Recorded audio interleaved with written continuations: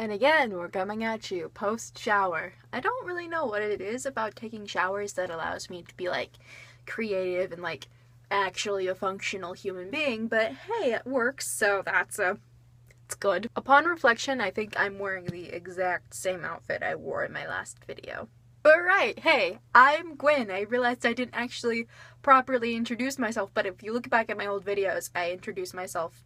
Don't look back at my old videos, please. But anyway, I'm Gwen, and this is my first wrap-up. This is my January wrap-up, and we're going to look at the 7 books that I read in the month of January. And, 3 of them?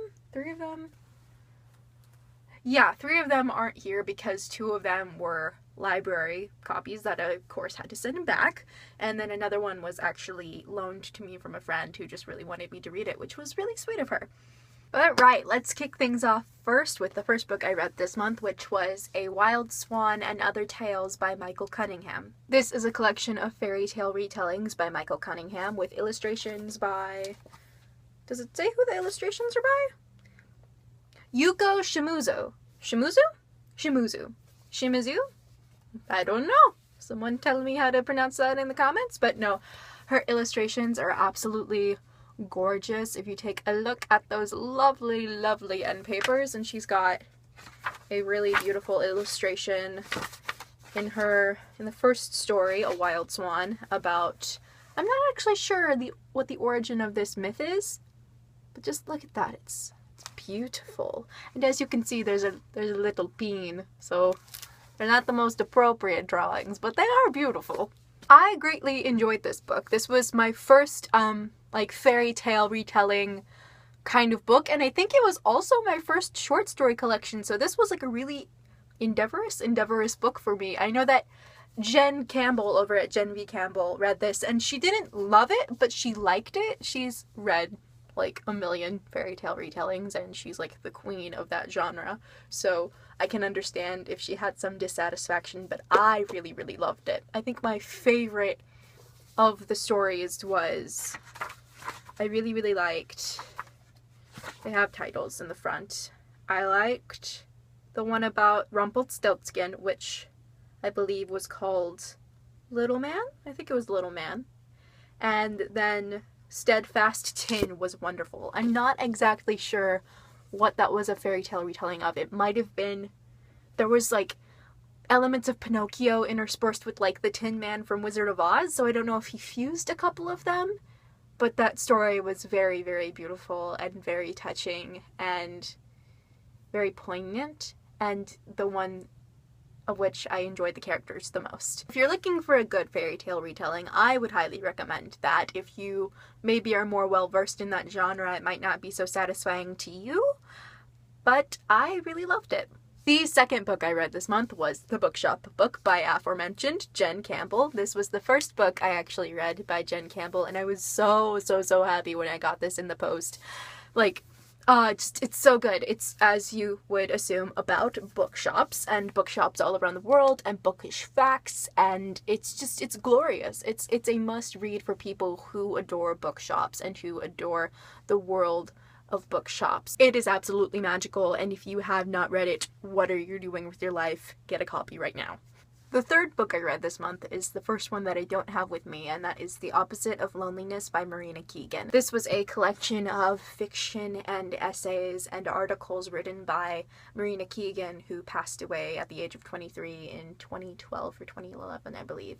She was killed in a car accident, and that knowledge makes the impact of the book that much more powerful. So much of what she has to write about and what she has to say revolves around the fleetingness of youth and what people are going to do with their lives and the worries and anxieties people have around that, and just the general struggles of being young. One thing I have to say is that Marina has an absolute wonderful grasp on storytelling and on short stories in particular.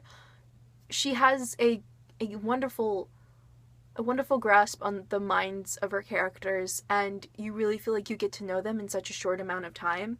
And there's a lot that she doesn't say, but given the clues that she gives you within that text, you can draw your own conclusions for yourself, and all of her stories are very intriguing, and they leave you questioning, and they leave you with thoughts.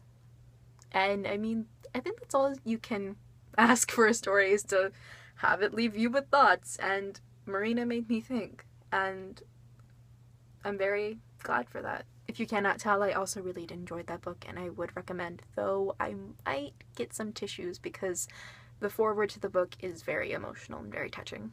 The fourth book I read this month was Nimona by Noelle Stevenson, and like, what else can I say about this book? It's so good. It's so good. I love it so much. It's so cute and just also disturbing and wonderful and adventurous and exciting, and I have so many good things to say about it. It was quick. It was wonderful. The drawings are adorable. If you don't know who Noelle Stevenson is, if you've seen the cover of Fangirl, she does those drawings, and her work is so wonderful, and it's precious and also heart-wrenching at times. If you don't know the plot of Nimona, it's about a girl called Nimona who basically becomes the sidekick to a supervillain of one Ballister Blackheart, and they're kind of scheming and fighting to defeat Ambrosius Goldenloin, who is the hero of the story. It's a really cute combination of fantasy and sci-fi, and it packs a punch at the end, so if you're looking for something really fun and funny but also meaningful, then I would highly recommend it. Also, this is a slight spoiler, but I'm just saying, Ballister and Ambrosius are my OTP. I really want a sequel.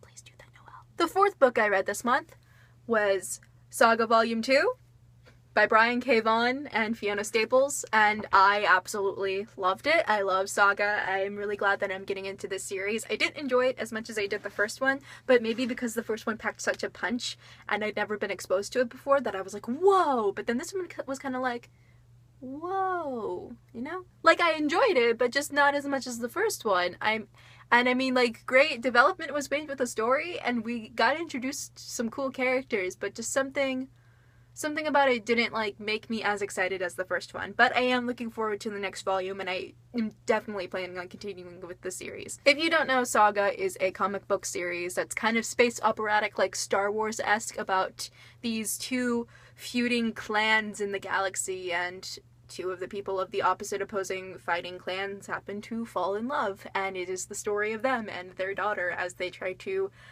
fly around the galaxy, basically hiding from the government who's trying to kill them. If that doesn't sound exciting, I don't know what to tell you. Backtracking, as I realized I said that the fourth book I read was Saga Volume 2. That was the fifth book. The sixth book I read was Challenger Deep by lovely, lovely, lovely Neal Shusterman. Neal Shusterman has not written a single thing I haven't liked yet. I do. I love everything that man has written. I love his, like, children's, like, middle grade fiction. I love his YA stuff. I don't know if he has, like, any adult fiction out there. I'd be really interested to see if he does, but just, the man's great and I love him.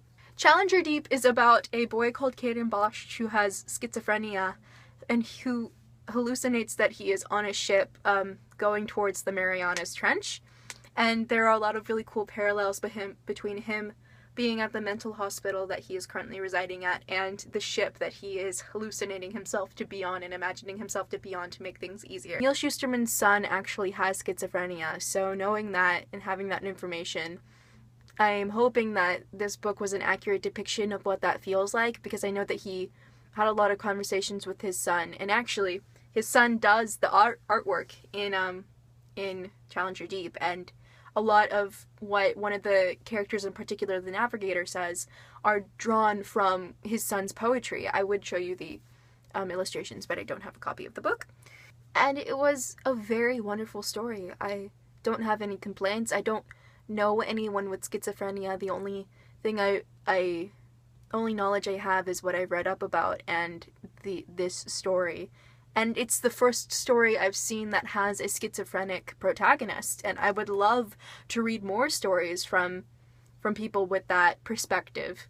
If any of you have schizophrenia or know anyone with schizophrenia and have read this book, tell me if it accurately depicts what having that mental illness is like. More than anything, I want to know if Neal Shusterman produced an accurate depiction of something he doesn't have direct experience with from people who have had direct experience with it. And the final book I read this month was Last Night I Sang to the Monster by Benjamin Alire Saenz.